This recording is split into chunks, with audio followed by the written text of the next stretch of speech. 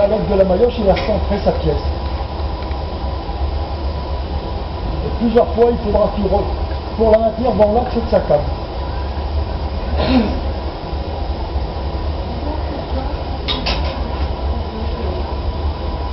Là, il va ressouffler. Et là, vous allez voir mieux, la pièce se développer. Vous avez vu la bouillère s'est développée à l'intérieur.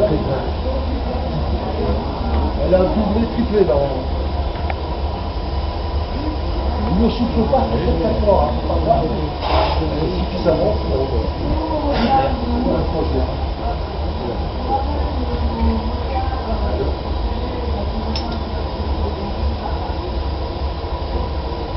Il faut continuellement pour travailler avec toi, il faut la maintenir à une température.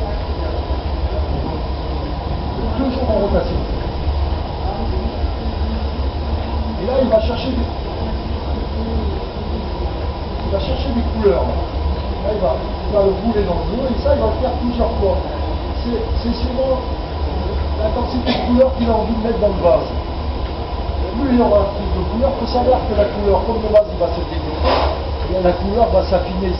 C'est comme quand on souffle dans un ballon de baudruche, il change de couleur. Et là, ça va faire la même chose. Alors, s'il veut que son vase soit très foncé en couleur, il va devoir venir chercher de la couleur plusieurs fois. Il faut savoir que la couleur elle est toujours enfermée dans le verre. Le verre que travaille ici, c'est un verre transparent, c'est un verre industriel. Hein. C'est la couleur qui va l'enjoliver. Et à chaque fois, il retourne à l'arche pour fixer la couleur. Il ne colle pas, mais il réchauffe la pièce comme ça plusieurs fois. Et toujours en rotation pour que la chaleur soit claire et régulière.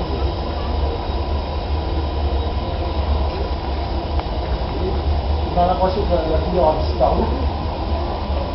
Elle a commencé à foncer le vert, mais pas suffisamment pour en reprendre.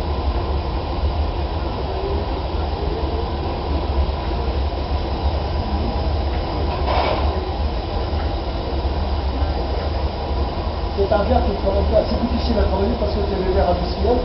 Il faut savoir que dans l'industrie, en automatique, il faut quelques secondes pour faire une pièce. Ça coule et c'est moulé tout de suite. De là, il va falloir plusieurs fois le réchauffer. Et c'est un verre, ce qu'on dit, un verre sec. Parce qu'ici, on ne fait pas de composition. Si on faisait une composition, on la garderait au besoin d'atelier. Et on ne peut pas parce qu'il faut 24 heures pour faire fondre une composition. De là, pour faire fondre ce verre-là, il nous faut moins de 12 heures. Et toujours avec la maillotche, il recentre sa pièce.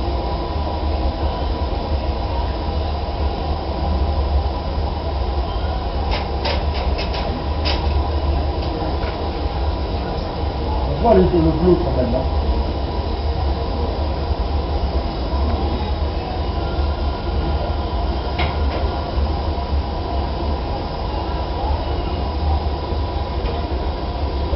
Alors là, il va saupoudrer du bicarbonate de soude. Le bicarbonate domestique, là, vous voyez. Ce bicarbonate, quand on va l'enfermer dans le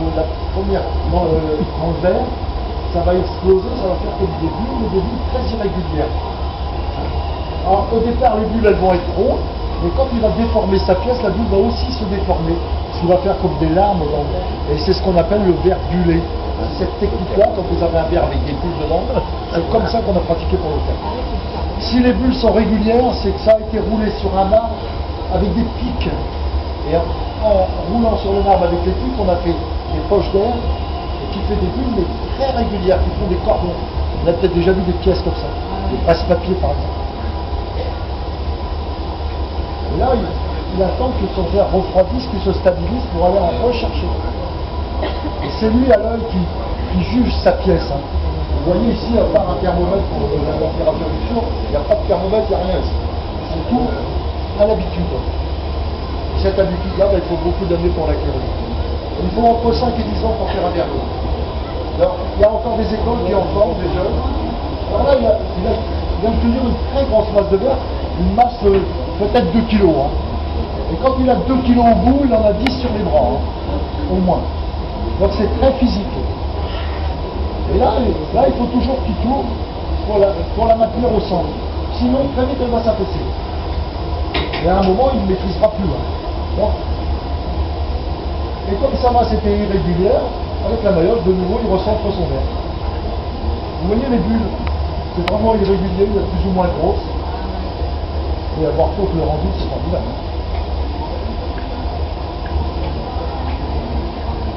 Mais les couleurs, toutes ces couleurs-là ne réapparaîtront que quand le verre aura refroidi. On ne sait pas exactement s'il sera foncé, moins foncé. On ne sait pas ça. Ça va dépendre de l'épaisseur et de la quantité de couleur qu'il a.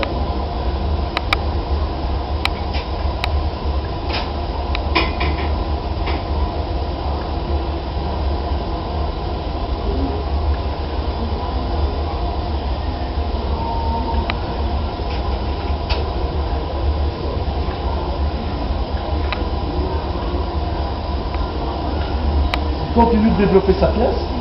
Vous la voyez gonfler. Ce côté orangé, c'est le verre qui est chaud. C'est le verre en fusion. Ouais, alors je vous disais tout à l'heure, on est au bas pour une question de commodité, mais il faut savoir que pour alimenter un four de cette taille-là, il faudra peut-être 2 bûcherons. Tellement ça consommerait de four. Il faut savoir que dans le temps, les verriers, il y avait plus de bûcherons que de verriers. Et que très longtemps, les verriers étaient itinérants. Ils déboisaient en quelques années, déboisaient tout un secteur. Comme ils avaient brûlé tout le bois, ils démontaient la verrue, ils allaient marcher la verrue. Tellement ça consommait. C'est des gouffres. Alors progressivement, on est passé du charbon au fioul lourd, maintenant au gaz. Toutes les verriers industriels sont en gaz. Certaines électriques. Et là, avec le fer à trancher, il va commencer à marquer sa pièce, parce que c'est à cet endroit-là qu'il veut la séparer, qu'il veut séparer la canne de la pièce. Et là, c'est très dur. Hein. Il fractionne très fort pour faire une marque.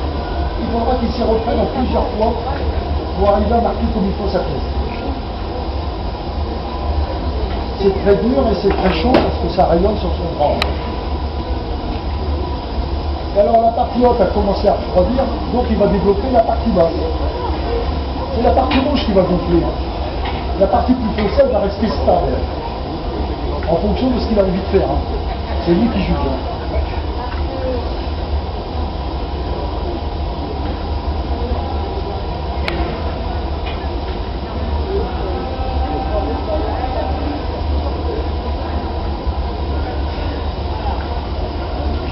C'est très physique et c'est très dur parce qu'il y a la chaleur.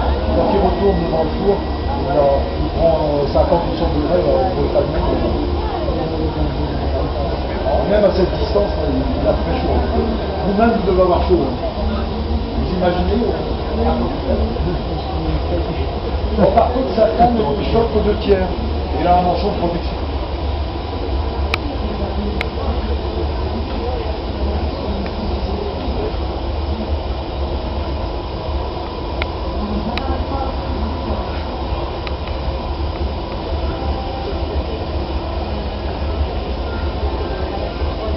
Là, il allonge le métal et il attend qu'il se stabilise pour revenir travailler au bord. Là, il refroidit la base de sa pièce.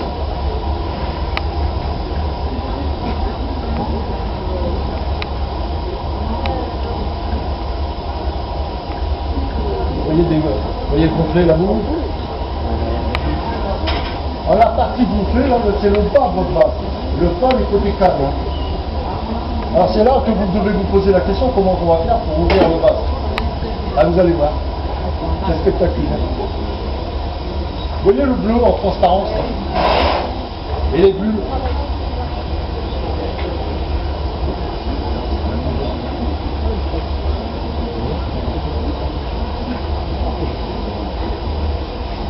Alors, je vous dis que cette technique-là, il y a encore quelques artisans, quelques artistes qui le pratiquent. Et on a eu des 2 écoles en France. Il y en a une à Moulins, il y en a une dans l'Ouest, à Fontaine-de-Châtel.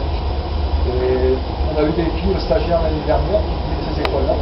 Et au bout de 3 ou 4 ans, elles sont déjà toutes.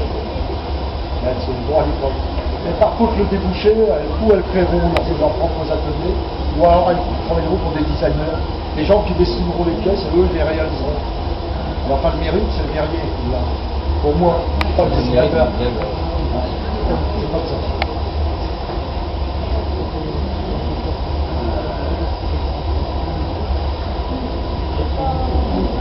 quelques ateliers qui s'installent dans des zones touristiques où ils font ce genre de démonstration, puis ils vendent des pièces.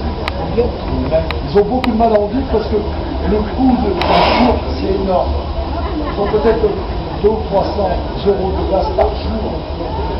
Ça peut aller jusque là, enfin, de gaz et de charge. Alors, s'ils travaillent que 3 mois de l'année ou 6 mois de l'année, c'est très dur. Mais il y en a. On a vu défiler ici des grands artistes. Les gens qui se mettent à 3 ou 4 ici pour faire une pièce. Ouais, le voyez le dragon, là, il a été fait ici par Olivier Manouche et toute une équipe avec lui. Là-bas, cette masse là-bas, c'est peut-être 15 kg de verre, 20 kg de verre. Le dragon, il est d'une seule pièce. Il a peut-être une heure. Alors là, avec sa palette, il est en train de baisser le fond de son vase. Parce qu'il est important que ce soit droit. Sinon, votre vase, c'est une robe de tête. Et là, il se saisit d'une moulette. Alors la moulette, c'est un journal imbibé d'eau. Un journal plié et imbibé d'eau. Avec la palette, il va marquer le sang. Il enfonce légèrement, il marque le sang. Et c'est là que va intervenir sa petite pièce qui attend là-bas. Le pontil. Et là, avec l'eau, il provoque un choc thermique. Que c'est là qu'il veut détacher sa pièce, c'est là qu'il va faire son col de base. Il va falloir qu'il casse à cet endroit-là. Et en faisant ça, il provoque un choc thermique.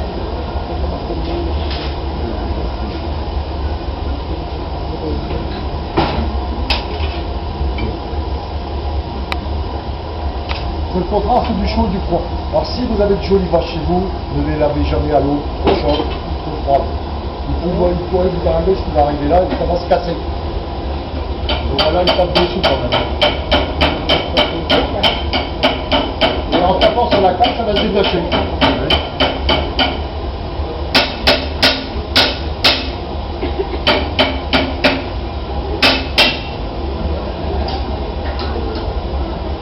Alors vous voyez le trou qui est provoqué là maintenant, c'est le col du vase. Donc maintenant il va falloir l'ouvrir ce col.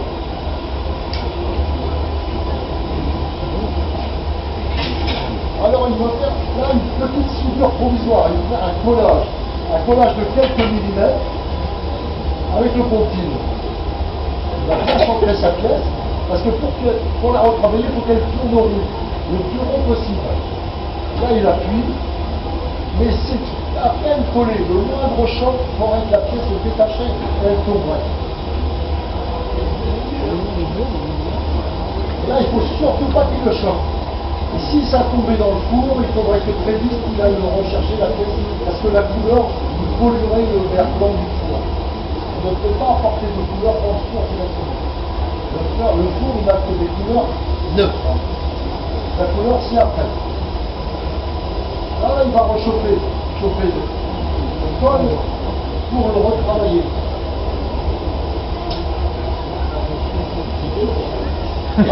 Le pontil à la marque que vous avez, ça va laisser une petite trace.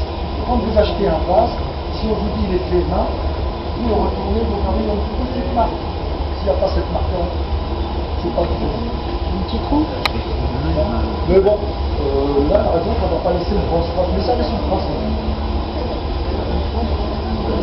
Mais c'est vraiment que du collage, ça tient sur quelques millimètres.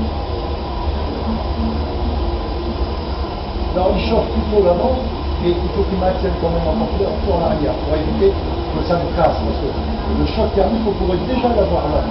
La variation de température, c'est électrogrande, mais la pièce elle explose. Donc ça c'est une question d'habitude. Beaucoup pratiquer pour en arriver à ce résultat. Je dis au minimum c'est 5 ans. Et après encore avec la différence. Les petites pièces faciles à réaliser.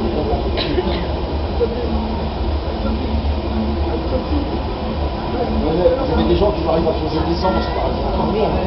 Souvent, ils font à deux.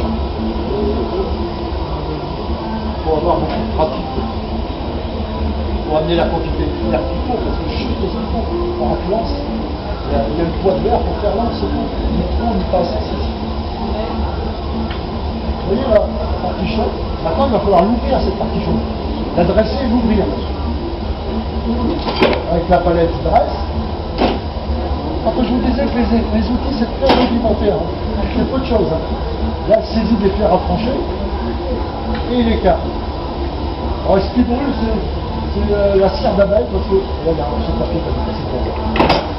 Mais la cire d'abeille, parce que la cire d'abeille, elle graisse et puis elle empêche de marquer que le fer ne marque sur le fer. Ça laisse des traces. Et pour vraiment ouvrir le point, il va falloir réchauffer plusieurs fois.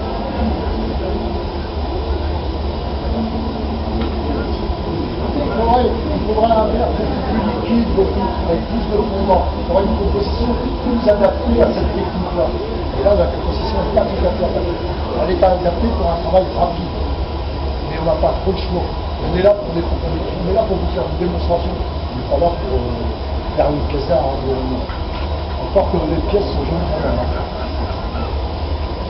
Moi, je suis allé à Murano, j'ai vu moins de ça dans les démonstrations. Des chevaux. Oui, des chevaux. Hein. Et après, on vous dit, il y a mieux à côté dans la boutique. Bon, ici, on voudrait bien vous en vendre des pièces, mais on ne vous force pas.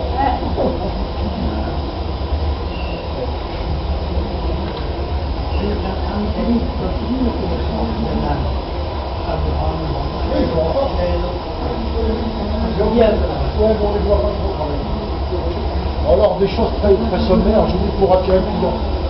Et après, très vite, on va vous faire voir le cheval qui était long comme ça. Puis le bon, il y en a pour tous les jours, ça. Ça va du bijou, quoi, peut-être pas été chez vous, d'ailleurs. Certainement. On a quelques points à dire. On a vu. Vous voyez, moi, je suis pas médecin. Non, ici, tout ce qui est dans la boutique est fini ici. Ça, je vous le promets. Là, vous voyez, là. Moi, je savais, mais je vous disais rien, vous voyez. Hein? Ça va être un décor. Ouais.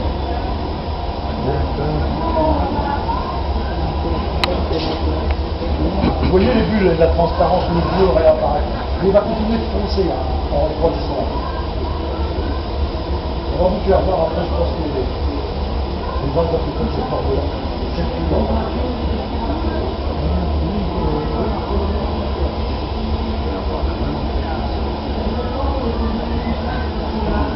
Et en fait, dans les belles pièces comme ça, il y a beaucoup d'ateliers qui acceptent les visites. Ils ont un savoir-faire, ils restent dans leur truc. On peut y avoir des choses simples, mais des choses un peu techniques, tout ça, on se garde la façon de faire.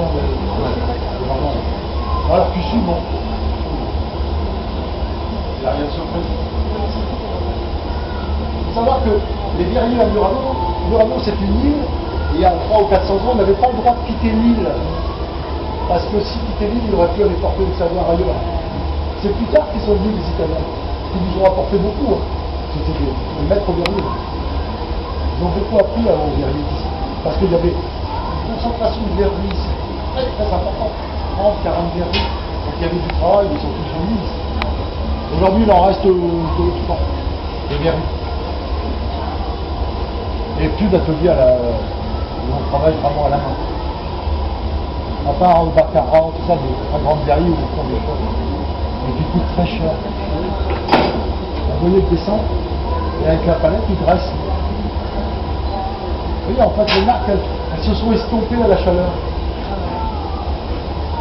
Et alors, là, il attend de le stabiliser, donc s'il redresse trop vite, il va le déformer. Il attend que le verre se stabilise, et la pièce est terminée. Maintenant, il va falloir la détacher de la carte. C'est là que je vous parlais de la petite marque. Ça fait dessus? Ah, t'as un marteau? Ouais. Mais où le marteau? Ouais, c'est là. La pièce est terminée. Bravo! Bravo!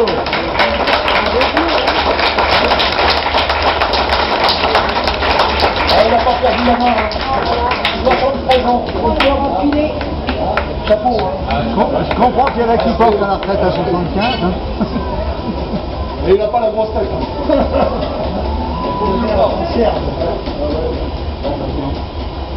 Aujourd'hui, on dirait que c'est des artistes, ces gens-là. Ils ont fait ouvrier derrière. Allez, c'est bon.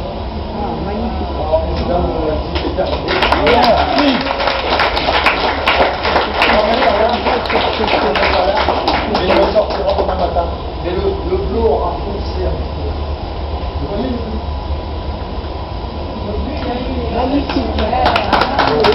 félicitations.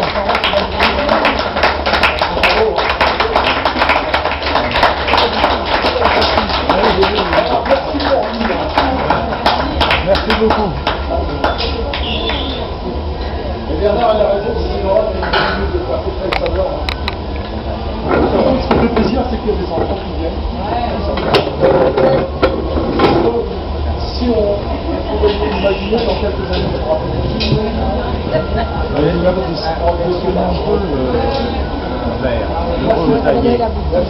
le retaillé, oui. Parlez-en pour le jour, on dit quoi, on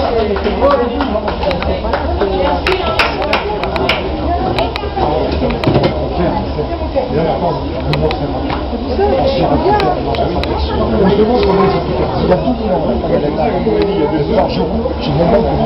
Il y a tout moi je pense qu'ils ont marqué le fer et ils l'ont roulé. Puis fermé plus ou moins bien. Mais ça leur a permis d'amener de l'air dans la carte. Sinon avant on ne pouvait pas faire de pièces volumineuses. Alors on faisait des boules de terre argileuses et on cueillait le verre autour et quand c'était fini, recuit et tout, on enlevait la terre qu'il y avait au milieu. On faisait des récipients. Des urnes funéraires, tout ça. Il y a 2 000 à 3 000 ans, on travaillait comme ça. Jusqu'au jour où on a inventé la tige creuse. Merci. Bravo. Hein. Merci pour lui.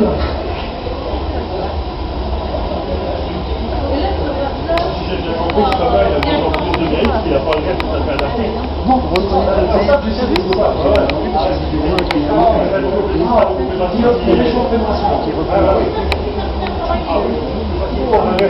plus il faudrait 2 jours pour prendre la composition. On sait composer, il n'y a pas de souci, c'est pas compliqué. Ah mais bon, l'objet n'est pas là. Non, le but c'est de faire voir. Mais tout, c'est de trouver quelqu'un capable de le faire. On a un verrier attitré ici. Parce que là, oui, non, mais il est là pour alterner un petit peu. Parce que c'est 2 jours chargés. Je peux tenir le rythme. Il change aussi. Ouais, vous alternez un peu. Un sur 2. Ah ouais. Il y a un jeune verrier. Dans la visite. Tiens, il est là, c'est Hervé. Dans la visite prochaine, c'est lui. Dans la démonstration prochaine, c'est lui. Chacun son tour. Et moi, je suis bénévole. On est en renfort là pour la fête. Un monsieur à carrière à 7h, ce qu'il a créé, c'est un peu comme celui qui est sur l'étagère, là, fini. On a tout pensé. On pousse un petit peu. Oui. Ah, c'est formidable.